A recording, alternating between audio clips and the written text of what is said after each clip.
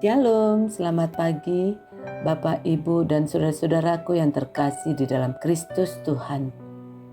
Sebelum kita beraktivitas hari ini, mari kita kembali akan merenungkan firman Tuhan. Dan untuk itu, mari kita satu di dalam doa. Bapa kami yang baik, Bapa yang bertakhta di dalam kerajaan surga, kembali kami datang ke hadapan-Mu, mengucap syukur untuk berkat, kasih karunia dan penyertaan-Mu di dalam hidup kami. Hingga pagi hari ini kami boleh bangun dengan tubuh yang diberkati dan diberikan kesempatan bagi kami untuk kembali membaca dan merenungkan firman-Mu. Untuk itu Bapa, berkatilah kami agar kami pun boleh mengerti dan mampu melakukan firman-Mu di dalam hidup kami. Terima kasih Bapa, hanya di dalam nama anak-Mu Tuhan Yesus Kristus kami mengucap syukur dan berdoa. Amin. Bapak, Ibu, dan saudara-saudaraku yang terkasih di dalam Kristus, pagi hari ini kita akan merenungkan firman Tuhan yang saya beri judul Tuhan Yesus Baik. Terambil dari kitab Mazmur 145 ayat yang ke-8 sampai ke-9. Demikian bunyinya. Tuhan itu pengasih dan penyayang, panjang sabar dan besar kasih setianya. Tuhan itu baik kepada semua orang dan penuh rahmat terhadap segala yang dijadikannya. Tuhan Yesus baik, sungguh amat baik.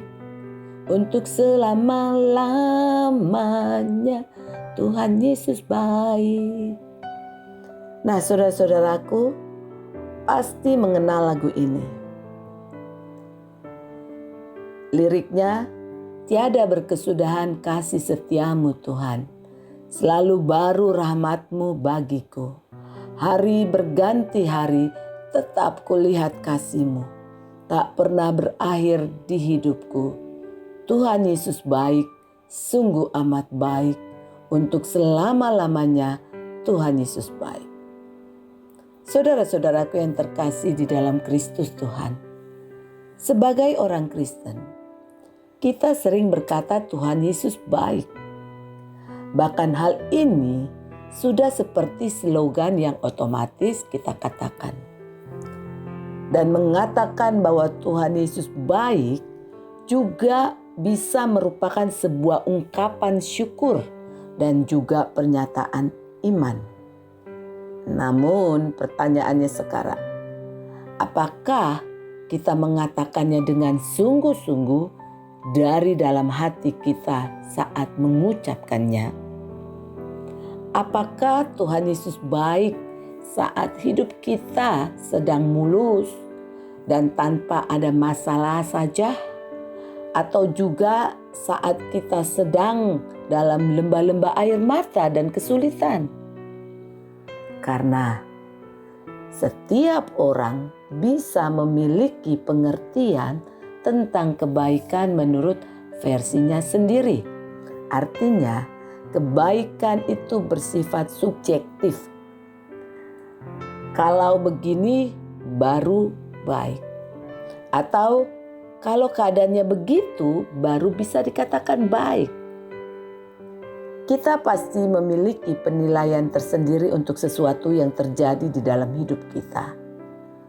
Lalu bagaimana kita melihat kebaikan Tuhan? Semua orang percaya pasti setuju bahwa Tuhan itu baik. Namun, siapa yang menentukan kriteria untuk mengatakan bahwa Tuhan begitu baik bagi kita? Seperti bangsa Israel dalam menyaksikan kebaikan Tuhan, itu ketika mereka dibebaskan dari perbudakan di Mesir. Mereka begitu mampu mengatakan betapa baiknya Tuhan. dalam Keluaran 15 ayat 1 sampai 18 mencatat bagaimana Musa dan bangsa Israel bernyanyi memuji-muji Tuhan.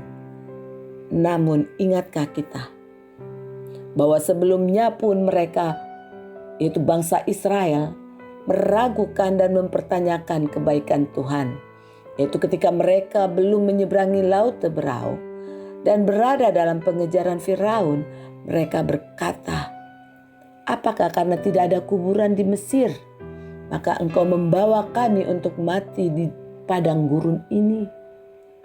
Saudara bisa baca dalam Keluaran 14 ayat yang ke-11. Jadi saudara-saudaraku yang terkasih di dalam Kristus, di satu sisi mereka memuji Allah, namun di lain kesempatan meragukannya. Bahkan setelah itu tidak jarang umat Israel tetap bersungut-sungut. Mereka seringkali menilai dan menyaksikan kebaikan Tuhan menurut cara pandang mereka sendiri. Kalau saja menurut mereka Tuhan melakukan suatu hal yang menjawab keresahan mereka, maka mereka katakan Tuhan itu baik. Namun kalau tidak sesuai kemauan, maka mereka mengeluh, bahkan meragukan kebaikan Tuhan. Lalu pertanyaannya, bagaimana dengan kita saat ini, saudara-saudaraku? Kita tentu memiliki latar belakang masing-masing dengan kebutuhan dan harapan yang berbeda-beda di dalam hidup ini. Jadi, masih bisakah kita mengatakan Tuhan Yesus baik dengan tulus dari hati kita, walaupun dalam keadaan duka dan saat-saat kita harus mengalami hal-hal yang tidak menyenangkan atau menderita? Saudara-saudaraku yang terkasih, disinilah kita menentukan yang namanya kedewasaan.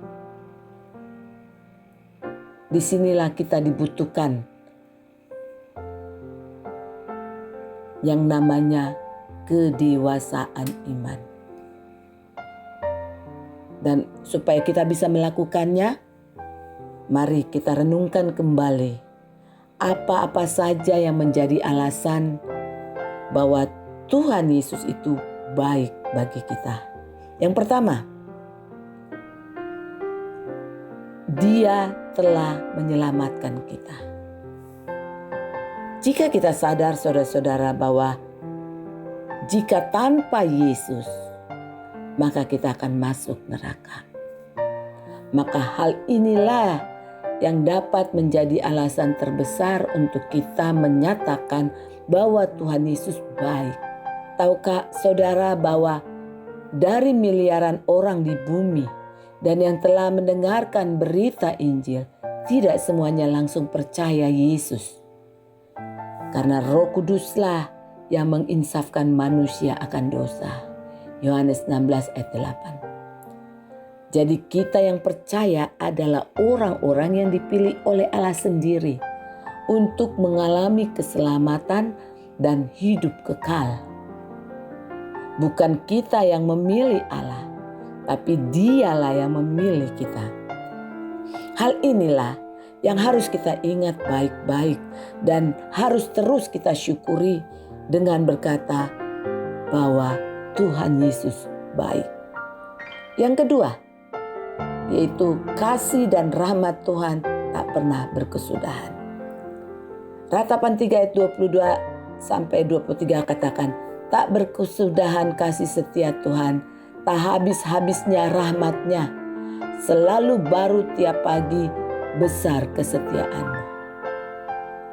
Saudara-saudaraku, setiap orang yang telah lahir baru pasti bisa menceritakan perbedaan diri mereka dan kehidupan mereka sebelum menerima Yesus dan setelah menerima Yesus.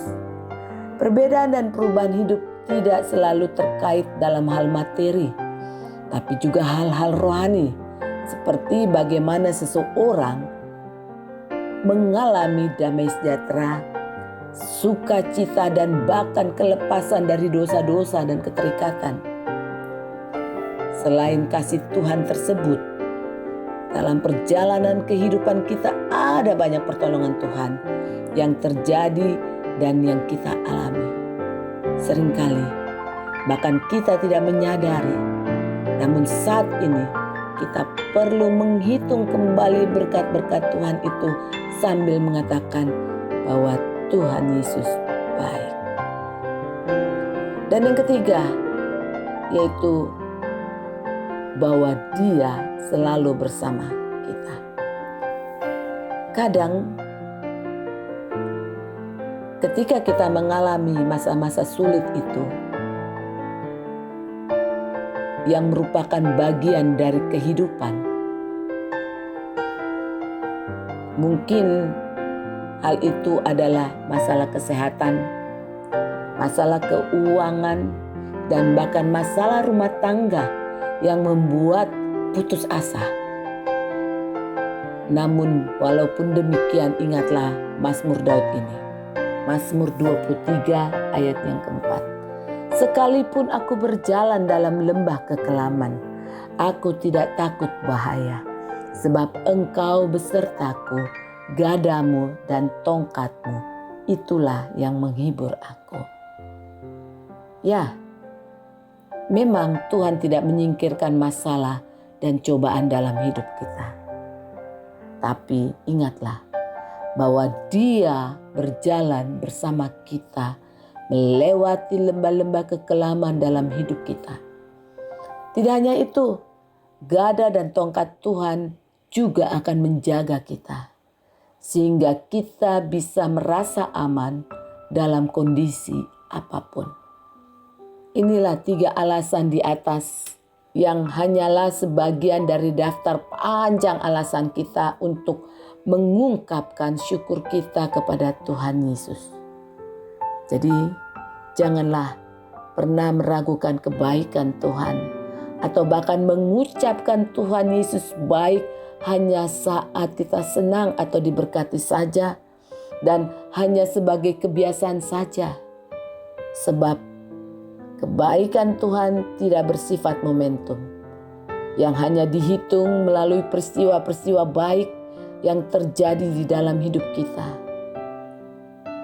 Untuk itulah diperlukan kedewasaan iman dalam melihat kebaikan Tuhan, sehingga kita tidak menggunakan keinginan atau kebutuhan pribadi di dalam melihat kebaikan Tuhan tersebut.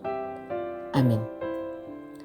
Bersukacitalah senantiasa, tetaplah berdoa, mengucap syukurlah dalam segala hal, sebab itulah yang dikehendaki Allah di dalam Kristus Yesus bagi kamu.